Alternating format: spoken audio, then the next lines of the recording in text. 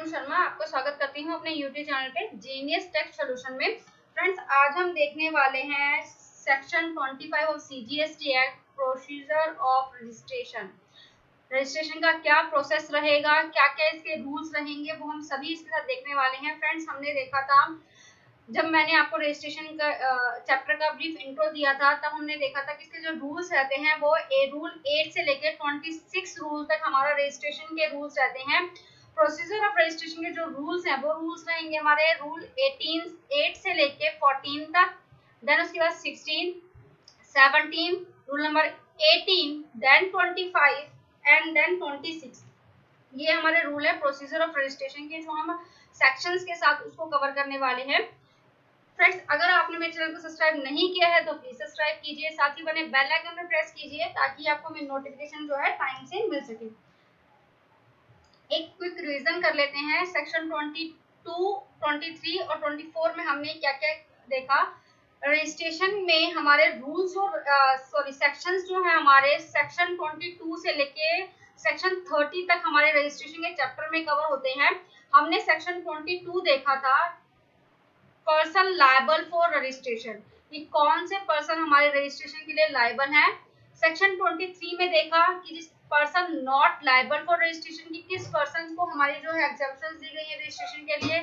Section 24 हमने देखा था कंपल्सरी रजिस्ट्रेशन हमें किन किन सर्कमस्टांसेस में लेना पड़ेगा, या किस ट्रांजेक्शंस में हमें जो है मैंडेटरी रजिस्ट्रेशन लेना पड़ेगा। अगर फ्रेंड्स आप इन सेक्शंस को समझना चाहते हैं तो आप हमारी अगले वीडियो को रेफर कर सकते हैं, तभी आपको सेक्शन 25 जो है क्रिस्टल क्लियर रहेगा। सेक्शन 25 में फ्रेंड्स हमारे हैं 12 सबसेक्शंस हैं। 12 सबसेक्शंस हैं हमारे।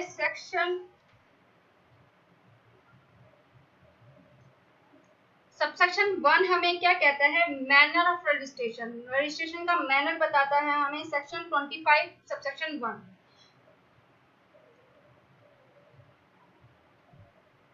सेक्शन 25 सबसेक्शन 2 हमें कहता है registration in case of multiple place of business. इसका जो रेलेवेंट रूल है, रेड विद रूल 11। सबसेक्शन 3 हमें बात करता है वॉलंटरी रजिस्ट्रेशन के बारे में। सेक्शन 24 और 5 जो हमें बात करते हैं डीम डिस्टिंक्ट और एस्टेब्लिशमेंट के बारे में। सेक्शन 25(6) हमें बात करता है position of PAN is must for registration. हमें सबको पता है जीएसटी में रजिस्ट्रेशन के लिए पेन मैंडेटरी है, क्योंकि हमारा जो जीएसटी में रजिस्ट्रेशन होता है वो पेन बेस्ड रजिस्ट्रेशन होता है। सेक्शन 26(6) में हमारे जो है कुछ अमेंडमेंट के द्वारा कुछ सबसेक्शंस को ऐड किया गया है, जिसमें हमारे सेक्शन 6A, 6B, 6C और 6D को हमारा जो है ऐड किया गया है। सेक्शन 25 सबसेक्शन हमें फ्रेंड्स बताता है registration for non resident taxable person के बारे में। और सेक्शन 25 सबसेक्शन 8 हमें suo motu registration by the proper officers के बारे में बताता है। इसका जो रूल रहेगा हमारा 16। आप नोट कर सकते हैं अगर आप कर रहे हैं कहीं, तो स्यू मोटो रजिस्ट्रेशन का जो रूल है हमारा रूल विद 16 है। सेक्शन 25 सेक्शन 9, 10, 11 हमें बात करता है grant of unique identification number UIN के बारे में बात करता है। Section 25(11) issuance of registration certificate के बारे में बात करता है। जो इसके रेलेवेंट रूल रहेंगे हमारे रूल नंबर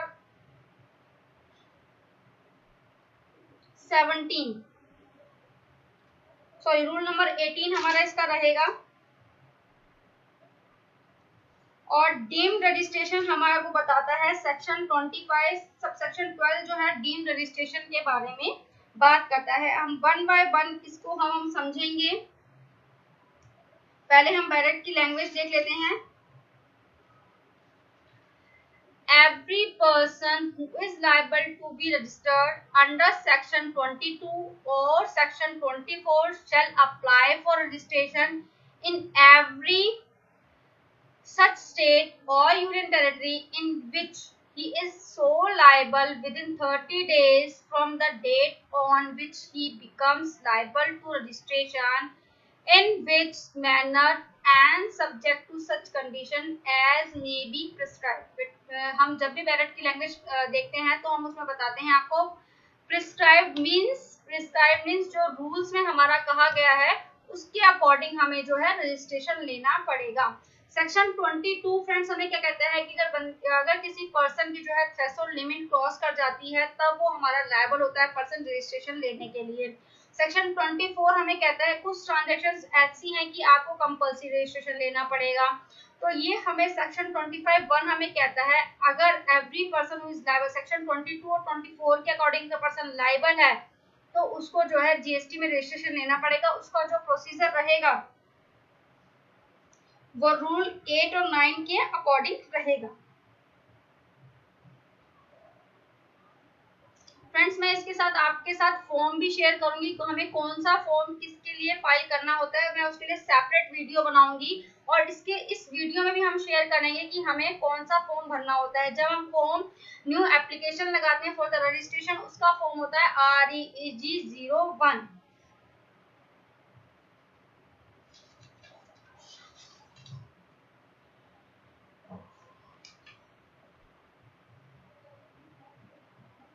थोड़ा सा फ्रेंड्स हम इंटरलिंकिंग और कर रहे हैं। Section 18 of CGST act, section 18 हमें क्या कहता है अगर कोई पर्सन जिसकी थ्रेशोल्ड लिमिट क्रॉस होने के विद इन 30 डेज अगर वो रजिस्ट्रेशन ले लेता है तो वो ITC का बेनिफिट ले सकता है। जो उसके पास स्टॉक था विद इन 1 ईयर का वो ITC का उसका बेनिफिट ले पाएगा अगर उसके पास प्रिस्क्राइब्ड डॉक्यूमेंटेशन है उन परचेज के अकॉर्डिंग तो वो ले पाएगा। इसके लिए जो हमें फॉर्म फिल करना होगा वो हमें ITC01 फॉर्म फाइल करना होगा जब हम रजिस्ट्रेशन उसका फाइल करेंगे जिस कंडीशन में जिसकी थ्रेशोल्ड लिमिट क्रॉस हो जाती है और वो विद इन 30 डेज अगर रजिस्ट्रेशन ले लेता है तो वो हमारा ITC का बेनिफिट ले पाएगा। ये हमने इंटरलिंकेज की है सेक्शन 18 ऑफ CGST के साथ। जो हमें सेक्शन 22 की अगर लिमिट क्रॉस कर जाता है थ्रेशोल्ड लिमिट को तो वो ITC का बेनिफिट ले पाएगा। आई होप फ्रेंड्स आपको समझ में आ रहा होगा। कोई भी आपको डाउट लगता है तो आप उनसे कमेंट सेक्शन में पूछ सकते हैं। अगर आपको समझ में नहीं आ रहा, अगर हम थोड़ा कोई भी प्रॉब्लम होती है तो आप हमसे कमेंट सेक्शन में पूछ सकते हैं। इसके फर्स्ट प्रोविजन में फ्रेंड्स क्या हमें दिया हुआ है, provided that a casual taxable person or non resident taxable person shall apply for registration at least 5 days prior to the commencement of business। अगर कोई भी कैजुअल टैक्सेबल पर्सन है या नॉन रेजिडेंट टैक्सेबल पर्सन है। Friends जब हमने definitions का chapter cover किया था तब मैंने आपको उसमें कैजुअल टैक्सेबल पर्सन की डेफिनेशन बताई थी और नॉन रेजिडेंट टैक्सेबल पर्सन की भी डेफिनेशन मैंने उसमें आपको कवर किया था। जो हमारे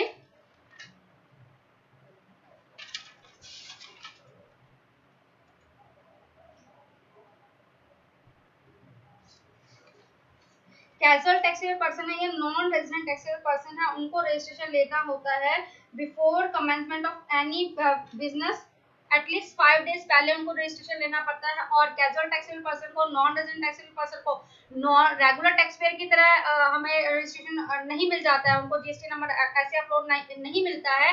उनको पहले जो है एडवांस टैक्स की पेमेंट करनी होती है, उसके बाद ही उनका जो है पोर्टल एक्सेस करता है। ये हम आपको जब हम लाइव रजिस्ट्रेशन का चैप्टर चलाएंगे तो मैं आपको दिखाऊंगी किस तरीके से इसमें रजिस्ट्रेशन किया जाता है। इसमें एक प्रोविजो और ऐड किया गया है फ्रेंड्स। सेकंड प्रोविजो क्या कहता है इसका, provided further that a person having a unit as defined in special economic zone act 2005 in special economic zone or being a special economic zone developer shall have to apply for separate registration as a distinct from his place of business located outside India and the special economic zone in the same state or union territory। Friends कुछ हमारे zone है with in India इसको special economic zone के SEZ के दायरे में रखा गया है और इसकी जो सप्लाईज होती हैं उसको जीरो रेटेड सप्लाई की तरह जो है कंसीडर किया जाता है। अगर वो रजिस्ट्रेशन लेते हैं तो उनको सेपरेट रजिस्ट्रेशन लेना होता है इस केस में।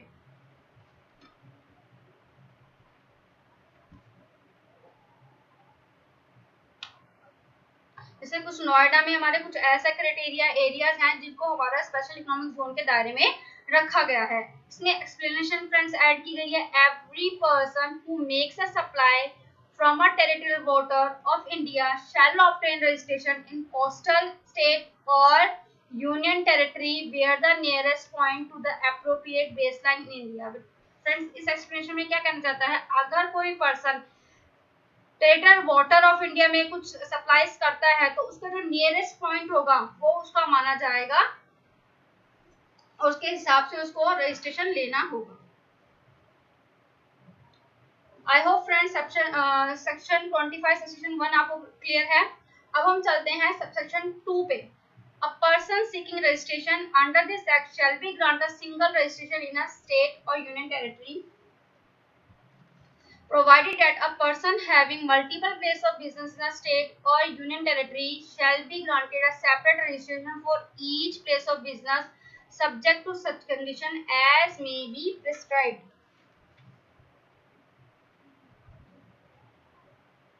फ्रेंड्स इस सब सेक्शन को जो है हमारा अमेंड किया गया है। पहले जो था यहाँ पे हमारा मल्टीपल प्लेस ऑफ बिजनेस की जगह पे वर्टिकल प्लेस ऑफ बिजनेस था, जिसको हमारा अमेंडमेंट के द्वारा अमेंड किया गया। ये हमारा जो है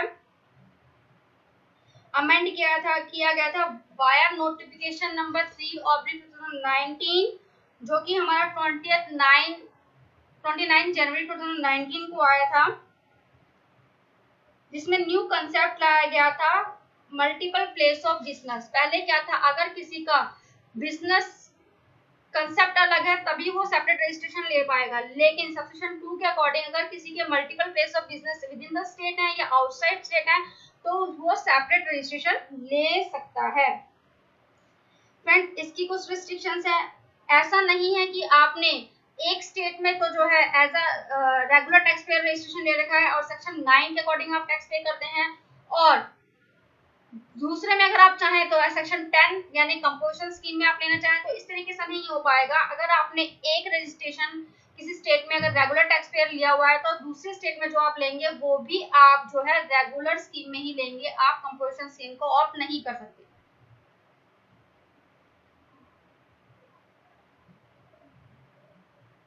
और जो इसका जो प्रोसेस रहेगा वो प्रोसेस हमारा normal process rule as per rule 8, 9 और 10 रहेगा। अब हम बात करते हैं सबसेक्शन 3 के बारे में। A person though not liable to be registered under section 22 and section 25 may get himself registered voluntarily.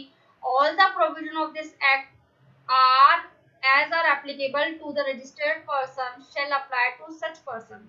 Friends जो सेक्शन 22 के दायरे में भी नहीं आ रहा, मतलब उसकी थ्रेशोल्ड लिमिट क्रॉस नहीं हुई है, ना ही वो कंपल्सरी रजिस्ट्रेशन की ट्रांजैक्शन ऐसी की है कि वो रजिस्ट्रेशन के दायरे में आए। कोई भी पर्सन अपनी स्वेच्छा से वॉलंटरी मतलब अपनी इच्छा से जीएसटी में रजिस्टर हो सकता है और उसके ऊपर सभी प्रोविजन जो है एप्लीकेबल होंगे। दैट मींस उसको सभी जीएसटी के कंप्लायंसेस जो हैं फॉलो करने पड़ेंगे, उसको फाइल करने पड़ेंगे। ये हमें सेक्शन 25(3) कहता है। सेक्शन 25(4) हमें क्या कहता है, सेक्शन 24 और सबसेक्शन 4 और 5 को हम साथ ही कर लेंगे। A person who has obtained or is required to obtain more than one registration within one state or union territory or more than one state or union territory shall in respect of each such registration be treated as distinct person for the purpose of GST। being distinct person पे भी अभी हम आएंगे। Subsection 5 को देख लेते हैं। Where a person who has obtained or required to be obtained registration in a state, union territory in respect of establishment has an establishment in another state or union territory, then such establishment shall be treated as establishments of distinct person for this purpose। क्या मतलब है, अगर किसी person ने registration लिया है, with in state लिया हो या आउटसाइड स्टेट लिया हो, वो डिस्टिंक्ट पर्सन माना जाता है। क्योंकि हमारा जो फ्रेंड्स जीएसटी रजिस्ट्रेशन होता है वो पेन बेस्ड रजिस्ट्रेशन होता है और हर एक पर्सन का एक ही पैन नंबर होता है जो कि यूनिक होता है। इसीलिए अगर कोई पर्सन रजिस्ट्रेशन लेता है, एक से ज्यादा रजिस्ट्रेशन लेने की जरूरत होती है, तो वो हमारा डिस्टिंक्ट पर्सन कहलाता है for the purpose of GST. ठीक है, जीएसटी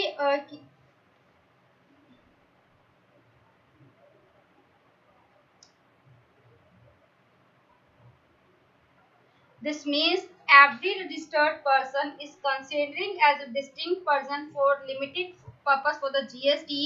अब इसमें क्या है, अगर कोई पर्सन आपस as per schedule 1 of CGST act अगर डिस्टिंक्ट पर्सन के बीच में कोई ट्रांजैक्शन होती है तो उसको सप्लाई कंसीडर किया जाता है। ये सेक्शन 8 ऑफ IGST एक्ट में इसकी एक्सप्लेनेशन भी दी गई है कि किस कब हमारा जो है डिस्टिंक्ट पर्सन माना जाएगा। एंड एस्टेब्लिशमेंट इन इंडिया और आउटसाइड इंडिया, अगर किसी उसकी एस्टेब्लिशमेंट इंडिया में भी है आउटसाइड इंडिया में भी है तो भी हमारा वो है डिस्टिंक्ट पर्सन कहलाएगा। और उसमें जो ट्रांजैक्शन होगी वो सप्लाई ट्रीट की जाएगी एज पर शेड्यूल 1। शेड्यूल 1 क्या कहता है, अगर हमने कुछ ट्रांजैक्शन विदाउट कंसिडरेशन किया है तो भी वो हमारा जो है सप्लाई माना जाएगा। An establishment in a state, union territory, and any other establishment outside the state or union territory, an establishment in a state or union territory and other statement registered with that state or union territory, then such establishment shall be treated as establishment of distinct person। उसको distinct person की जो है माना जाएगा। एक illustration से समझते हैं, एक एबीसी प्राइवेट लिमिटेड कंपनी है जिनका हेड ऑफिस दिल्ली में है और उनकी दूसरी ब्रांच जो है बॉम्बे में है, मुंबई में है, और उन्होंने जो है सेपरेट रजिस्ट्रेशन लिए हुए हैं। दिल्ली में भी लिया हुआ है हेड ऑफिस में और मुंबई में भी लिया हुआ है। जो दिल्ली और का हेड ऑफिस और जो ब्रांच ऑफिस है उसको हम डिस्टिंक्ट पर्सन की डेफिनेशन में रखेंगे क्योंकि ये जो हमारा है वो पेन बेस है।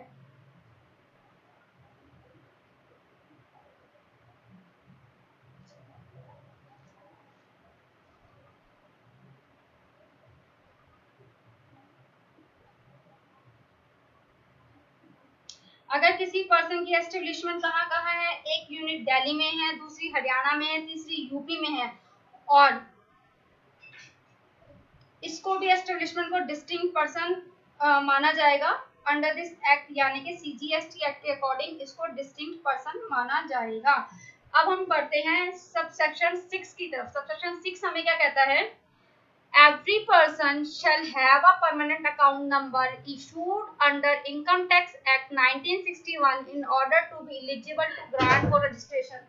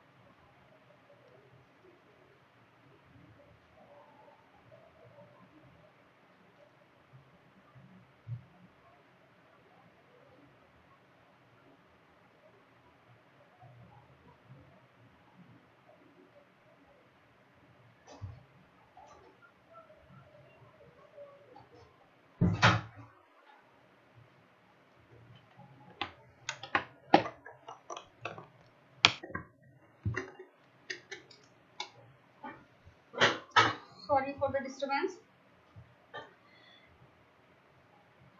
Every person shall have a permanent account number issued under section Income Tax Act 1961 के अकॉर्डिंग अगर किसी के पास पैन नंबर है तो वो एलिजिबल है जीएसटी में रजिस्ट्रेशन लेने के लिए।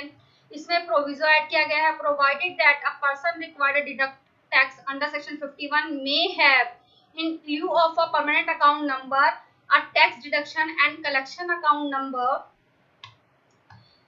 issued under the said act in order to eligible for grant of registration। Section 51 हमारा टीडीएस के बारे में बात करता है। अगर उसके पास जो है परमानेंट अकाउंट नंबर है, टैक्स डिडक्शन नंबर है या कलेक्शन टैक्स नंबर है उनके पास, तो वो एलिजिबल है रजिस्ट्रेशन लेने के लिए। फ्रेंड्स इसमें 6A, 6B और 6C को और D को जो ऐड किया गया है हमारा अमेंडमेंट एक्ट के द्वारा, इसमें जो है हमारे आधार नंबर को जो है मैंडेटरी किया गया है। अगर आप ये सबसेक्शंस को प्लेन रीडिंग करेंगे तो आपको समझ में आ जाएगा।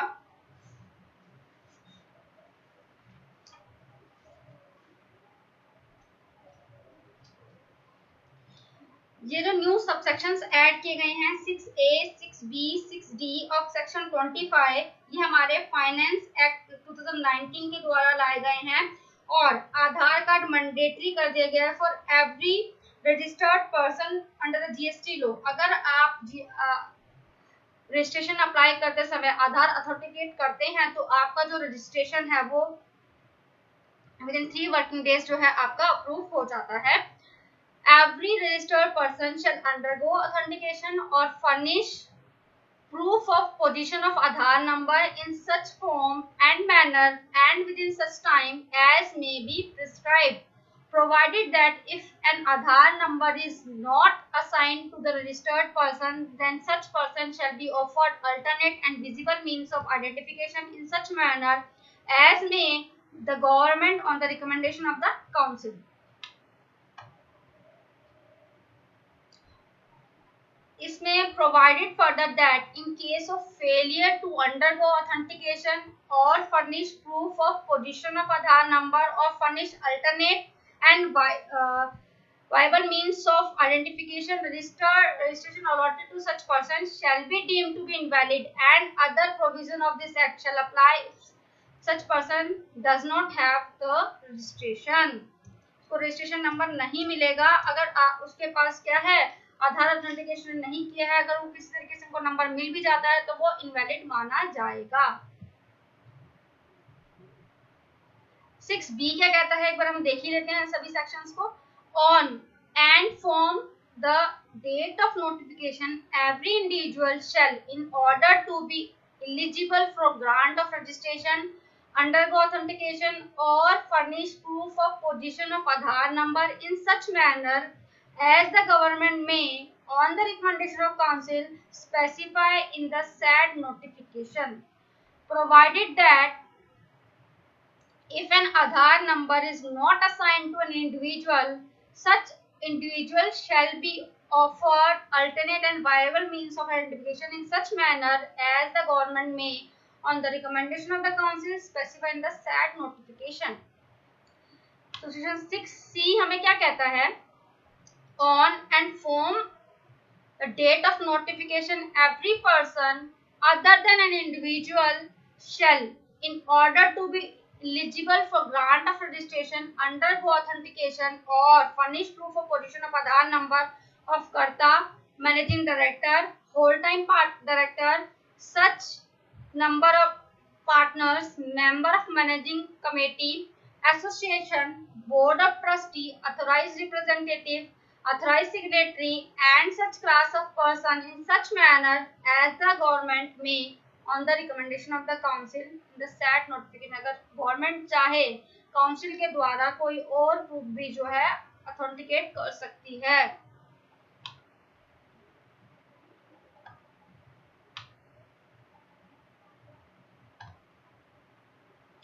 6D हमें क्या कहता है? The provision of section 6A, section 6B, section 6C and not apply to such person और क्लास और एनी अदर यूनियन स्टेट और thereof as the government may, on the recommendation of the council, specify by the notification के द्वारा वो लाएंगे। इसमें explanation add किया गया है। एक्सप्लेनेशन में क्या लिखा है? For the purpose of this section the expression Aadhaar number shall have the same meaning as assigned in the clause A of section 2 of Aadhaar targeted delivery of financial and other subsidies, benefit and service act 2016 में जो कहा गया उसको आधार number में express किया गया है। Section 7 notwithstanding anything contained in subsection 6, मतलब जो भी सबसेक्शन 6 में क्या कहा गया है हम उसको ओवररूल करते हैं। a non-resident taxable person may be grant registration under section 1 on the basis of such document as may be prescribed। कि जो नॉन रेजिडेंट टैक्सेबल पर्सन है उसके पास तो आधार नंबर नहीं होगा, इसीलिए इस सबसेक्शन को ओवररूल किया गया है और एज पर सेक्शन 1 जो भी उसके पास प्रूव होगा उसके अकॉर्डिंग उसको जो है रजिस्ट्रेशन मिलेगा। सबसेक्शन 8 क्या कहता है, where a person who is liable to be registered under this act fails to obtain registration the proper officer may without prejudice to any action which may be taken under this act or under any law for a time being enforced process to such registration such person in such manner as may be prescribed। अगर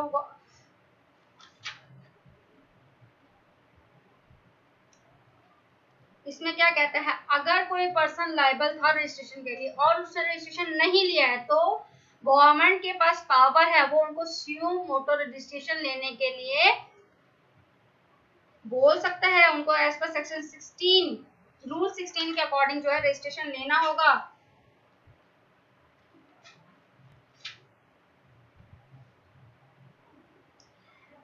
subsection 8 क्या कहता है, proper officer empowered to register any person to be registered but he fails to obtain registered,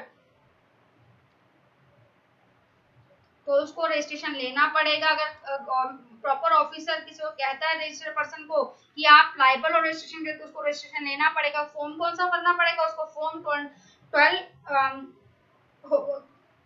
as per rule 16।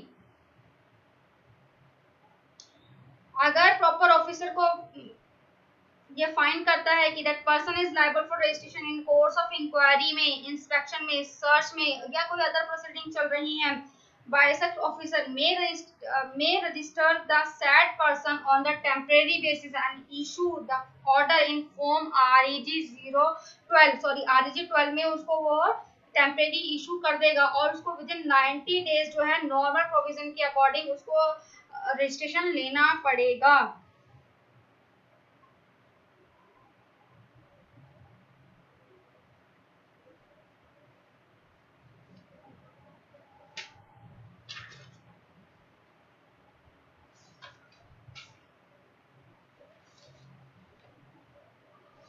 अब हम देखते हैं 9 क्या कहता है, not with standing anything contain in subsection 1।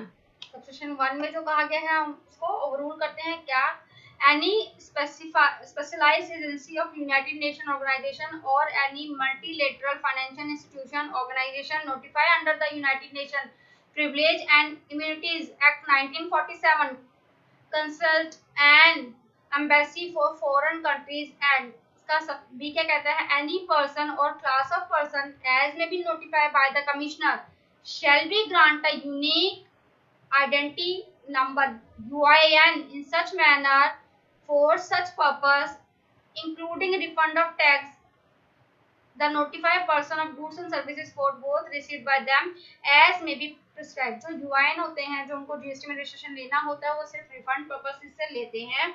और इसमें कौन कौन सी हमारे को इंक्लूड किया गया है वो हम देखते हैं।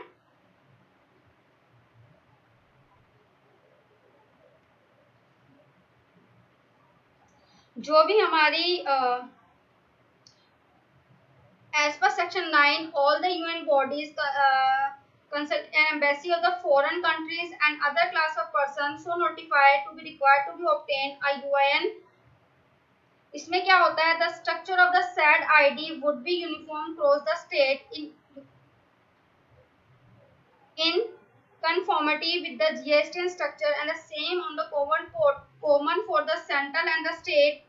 The UIN will be needed to claim the refund of taxes paid on notified supply of goods or services received by them for the purpose notify as per section 25(10) के अकॉर्डिंग जो हम उनको रूल लेना होता है। इसमें कौन कौन सी हमारी एजेंसीज UN जो कर सकती हैं, specialized agencies of the United Nation, multilateral financial institution को इंक्लूड किया गया है, कंसल्ट और एम्बेसी ऑफ फॉरेन कंट्रीज की, any person notified by the commissioner, जो कमिश्नर नोटिफाई करेगा उन पर्सन को जो है UN बॉडीज माना जाएगा और उनको जो है UN की डेफिनेशन में रखा जाएगा। जो UN होते हैं, जीएसटी में रजिस्ट्रेशन इनका पर्पस क्या होता है, उनका जो उन्होंने परचेज की है, जो भी गवर्नमेंट नोटिफाई की है गुड्स एंड सर्विसेज, उन्हीं गुड्स एंड सर्विसेज पे उनको जो है रिफंड मिलता है। रिफंड पर्पस से ही जो है ये देते हैं। इनका क्या रहेगा, इनको कौन सी एप्लीकेशन फाइल करनी पड़ती है, इनको जो है फॉर्म RG 13 फाइल करना होता है ऑन द कॉमन पोर्टल,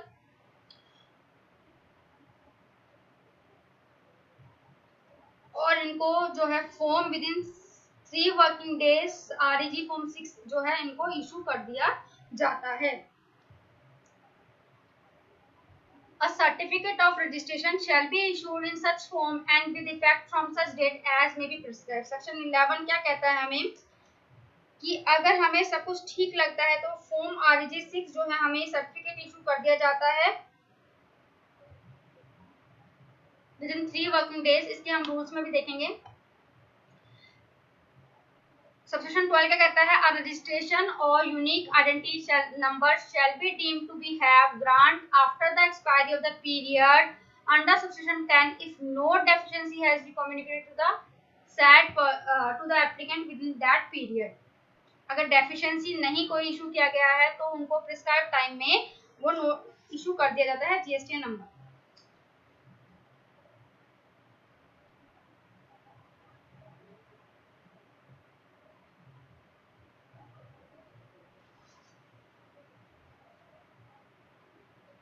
जो हमारा इनको जो हमने पढ़ा सेक्शन 11, इसको हमें इसके रूल्स जो हमारे रहेंगे, रूल नंबर 10 से लेके 18 रूल नंबर तक हमारे रहेंगे। अब हम इसके फॉर्म्स को एक बार सारा देख लेते हैं।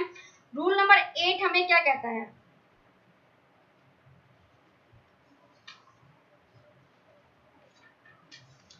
रूल हमें बताता है application for registration. Application registration लगाते हमें क्या एप्लीकेशन हमें कौन से फॉर्म में लगानी है, फॉर्म REG 01 में हमें जो है एप्लीकेशन लगानी होती है। इसमें हमें नॉर्मल अपनी इंफॉर्मेशन देनी है,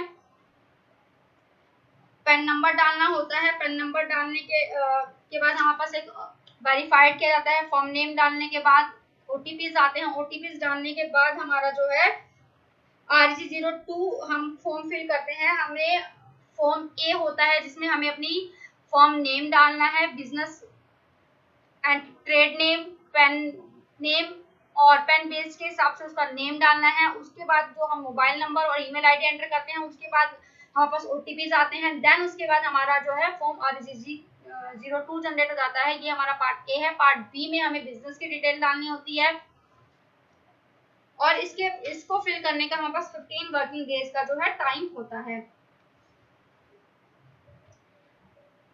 आप इन रूल्स की अगर प्लेन रीडिंग करेंगे तो आपको सभी रूल्स समझ में आ जाएंगे।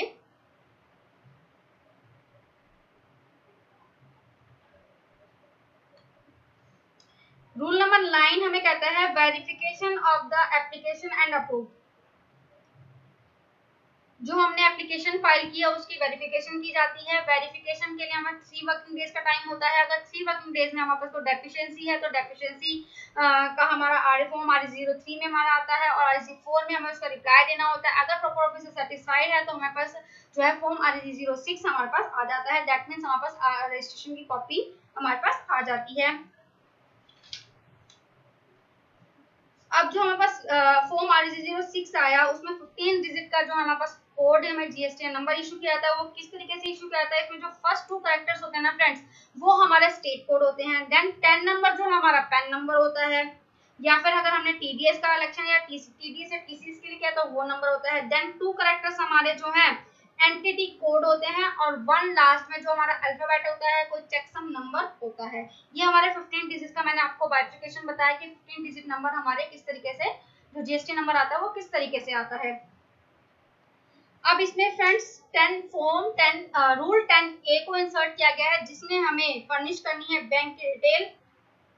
ये हमें अब फॉर्म REG 06 इशू होने के बाद विद इन 45 डेज, यानी कि जो हमें अपनी एज पर रूल 239 रूल के अकॉर्डिंग जो हमें GST रिटर्न फाइल करनी है उससे पहले अपना बैंक की डिटेल जो है अपडेट करनी होती है। जो ये हमें रूल बताता है 10A। रूल 11 हमें कहता है separate registration for multiple place of business within state और यूनियन टेरिटरी। रूल नंबर 12 हमें कहता है grant of registration to person required to tax deducted source और कलेक्टेड सोर्स। इसके लिए जो हमें फॉर्म फाइल करना होता है फ्रेंड, वो फॉर्म REG 07 है।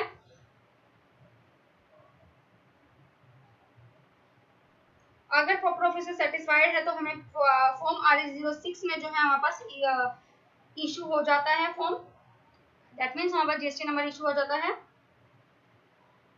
रूल 13 हमें बताता है grant of registration to non residential taxable person. Non resident taxable person को जो है रजिस्ट्रेशन कैसे मिलता है, उसको अपनी सेल्फ अटेस्टेड जो है पासपोर्ट की कॉपी देनी होती है, और इसके लिए जो फॉर्म फाइल किया जाता है फॉर्म REG 0 फाइल किया जाता है, और ये हमें अपना बिफोर कमेंसमेंट ऑफ बिजनेस के 5 डेज बिफोर जो हमें रजिस्ट्रेशन लेना मैंडेटरी है, और उसके लिए हमें पहले टैक्स की पेमेंट करनी होती है। ये रूल्स की मैं रीडिंग नहीं कर रही हूँ, आपको अगर प्लेन रीडिंग करेंगे तो आपको सभी रूल्स समझ में आ जाएंगे, ऑल्दो मैंने आपके सब सेक्शन के साथ भी आपको समझा दिए हैं।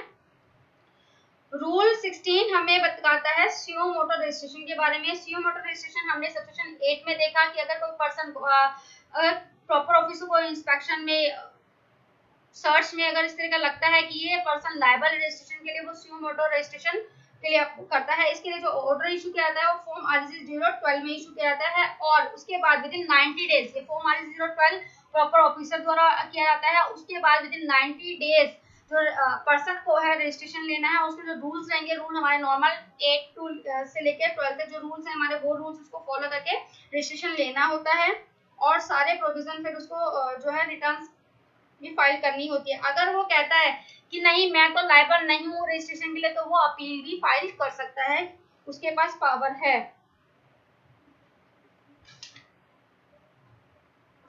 17 रूल रहेगा हमारा assignment to unique identity number to certain special entities, जो हमने यूएन के लिए देखा। इसके लिए जो फॉर्म रहेगा हमारा, फॉर्म रहेगा REG 13, फॉर्म REG 13 हमें फाइल करना है।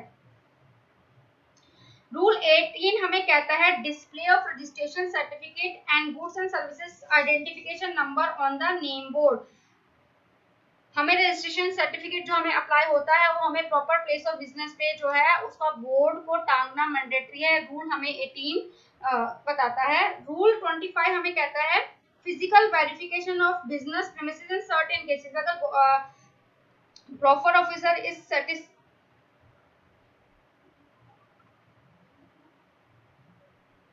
अगर प्रॉपर ऑफिसर को लगता है कि फिजिकल वेरिफिकेशन करनी है इसकी रजिस्ट्रेशन देने के लिए, तो वो उसके पास पावर है, वो फिजिकल वेरिफिकेशन भी कर सकता है।